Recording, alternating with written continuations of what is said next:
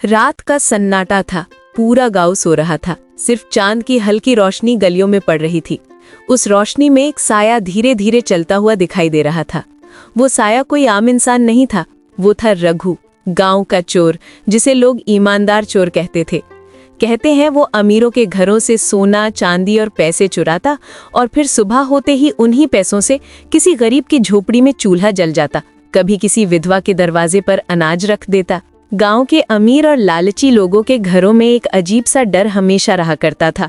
वे अपनी खिड़कियां ताले से बंद रखते, रात को आवाज भी कम करते और अपने कोनों में पैसों की गिनती करते। वहीं दूसरी तरफ गांव के गरीब घरों में चैन की नींद रहती। बच्चे बिना किसी फिक्र के सोते और बूढ़े अपने चूल्हे पर मुस्कुराते। उन्हें पता था कि किसी न किसी रात उनके दरवाजे पर एक छोटा सा चमत्कार आ जाएगा। एक थैला, एक नया जोड़ा चावल या कभी कभी कुछ सिक्के, बिना किसी नाम के।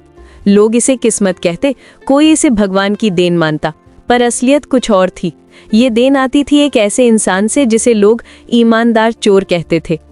रघु की चालें चुप थीं, उसकी सांसें धीमी थी, पर उसके कदमों के ठहराव में एक निर्णय की शक्ति थी। उसके चेहरे पर कोई तामझाम नहीं, सिर्फ आंखों में उस आग की परछाई थी जो उसने अपने भीतर जलाई थी। उसकी जिंदगी की शुरुआत किसी कहानी जैसी नहीं थी। पिता की मौत, माँ की बीमारी और गांव के अमीर जमींदार धनराज की बेरहम मुस्कान। जब रघु ने मदद मांगी तो धनराज की आंखों में तरस की जगह तकरार थी। उसने कहा, अपनी मेहनत से कमाओ, पर उसके शब्दों के पीछे कड़वाहट और स्वार्थ छिपा था। रघु ने देखा कि कैसे अमीरी उनके घरों को उजला करती है और गरीबी को अंधेरा। उसने देखा कि कैसे कुछ लोगों के पास रखने को बहुत है और दूसरों के पास जीने के लिए कुछ भी नहीं। उसने ठान लिया कि वो जो कुछ कर सकता है करेगा, पर उसने ये भी जाना कि कानून और सिस्टम से न्याय कम ही मिलता है। अक्सर वही जीतता है जो शक्तिशाली होता है। इसलिए उसने रास्ता बदला। रातों की गहराइयों में रघु निकल पड़ता, पुरानी चादर लपेटकर, थैले कंधे पर टंगे हुए। वो अमीरों की हवेलियों की ओर बढ़ता, उन दीवारों को फांदता जिनके भीतर सोने चांदी की चमक थी और जिन्हें उसने देखा था कि वे गरीबों की जिंदगियों से कितनी बेरुखी से दूर खड़े रहते थे। वो चोरी करता, पर चोरी के साथ ही वो कोई संदेश भी छोड़ाता। एक चिट्ठी, एक छोटी सी पंक्ति, खाना बांट दो, दिल बांट दो। ईमानदार चोर। रघु जानता था कि खतरा बढ़ रहा है। उसने सावधानी में वृद्धि की। उसने रास्ते बदले, पीछा छुड़ाने के लिए दीवारों पर निशान छोड़े और कभी कभी दिन में आम मजदूर बनकर खेतों में काम किया ताकि उसका चेहरा किसी का ध्यान न खींचे। पर उसके दिल में एक कोमलता भी थी। वो रातों में चोरी करके जो देता, दिन में वही छुपकर देखता कि उस चीज ने किसी की जिंदगी में कैसी फर्क डाला। एक बार उसने देखा कि एक बूढ़ी माँ ने चावल मिलते ही अपने बच्चों को रोटी बनाते देखा और आंसू बहाती रही। रघु ने पीछे से खड़ा होकर देखा और पहली बार उसकी आंखों में गर्व का चमक आया। किसी भी कहानी में मोड़ आते हैं और रघु की कहानी में वो मोड़ तब आया जब धनराज ने घोषणा कर दी कि जो भी उसे पकड़ेगा उसे 5,000 रुपए इनाम दिए जाएंगे। इनाम की ललक ने कुछ लोगों को लालची बना दिया और गांव के कुछ नौजवान पैसे की वजह से दोस्ती और वफादारी बेचने लगे। एक शाम धनराज ने फैसला किया कि वो खुद चाल चलकर इस ईमानदार चोर का जाल बिछाएगा। उसने अपने हवेली में नकली सोने का बक्सा रखा, चारों ओर छुपे हुए पहरेदारों को तैयार किया और रात भर गहरी निगाहों से उन गलियों की ओर देखा जहां से कभी कभी चोर की साया चली जाती थी। रात आई, बादलों के बीच चांद छिप गया और रघु की फुर्ती उसी समय दुगनी हुई। उसने दीवारों को फांदा, खिड़की से अंदर झांका और वो नकली बक्सा जैसे किसी पुरानी पहचान की तरह उठा लिया।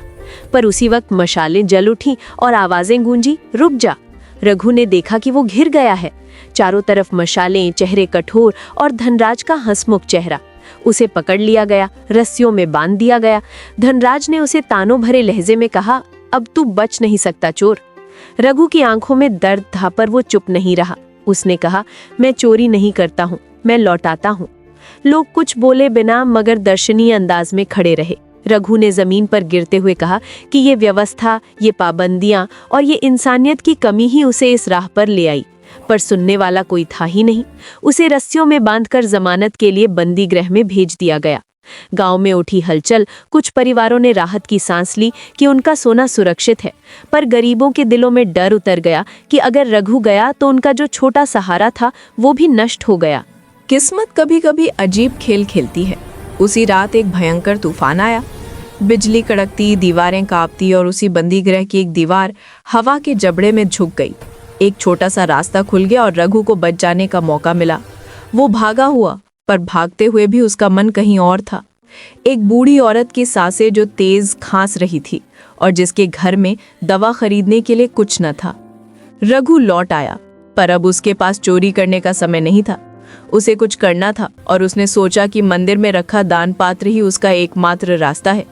वो धीमे से मंदिर के दरवाजे पर पहुंचा, तालों को पलट दिया और दान पात्र से पैसे निकाले। उसने उन पैसों से बूढ़ी औरत की दवाई खरीद कर उसे पिला दी। सुबह गांव वालों ने देखा कि मंदिर का ताला टूटा हुआ है और क्रोध में धनराज ने कहा कि ये चोर भगवान का भी नहीं छोड़ेगा। पर वही बूढ़ी औरत बीच में आई और मृदु आवाज में बोली कि उसी चोरी ने उसकी जान बचाई। कुछ चेहरे शर्म से लाल हो गए, कुछ आंखों में नमी आ गई। लोगों ने पहली बार ये सोचा कि कहीं कभी कोई काम कानून की सीमाओं से बाहर होता हुआ भी इंसानियत का काम न साबित हो जाए। कुछ दिनों बाद रघु फिर पकड़ा गया और इस बार गांव की सभा में लाया गया। भीड़ जमा थी। कुछ लोग चिल्ला रहे थे कि उसे दंडित किया जाए, कुछ लोग आंखों में आंसू लेकर खड़े थे और बच्चे चिल्ला रहे थे कि वो उनके लिए भगवान है। रघु की सजा के प्रश्न पर तभी वही बूढ़ी औरत आई और धनराज के सामने खड़ी होकर बोली कि रघु ने उसके बच्चों के जीवन को बचाया है। भीड़ में सन्नाटा छा गया। एक छोटे बच्चे ने बड़ी आवाज में कहा, उसने मेरे पिता को दवा दी थी, उसने मेरे लिए दूध लिया था, वो हमारे लिए आया था। धनराज ने देखा कि उसका खुद का चेहरा अब नहीं चमक रहा। उसके पास पागलपन नहीं बचा था। उसकी आंखों में पहली बार शर्म जगी। उसने धीरे से रघु के पास आकर कहा और रघु को गांव का रखवाला घोषित कर दिया। उस दिन से गांव में बदलाव आने लगा। गरीबों ने देखा कि अब उन्हें खुलकर जीने का हक मिला है। रघु ने चोर की भूमिका छोड़ दी, पर उसकी कहानी लोगों के दिलों में जिंदा रही। वो कभी कभी रात में घूम आता, पर अब चोरी से नहीं, गांव के बच्चों को कहानियां सुनाने और बूढ़ों की दवाइयां लेने आता।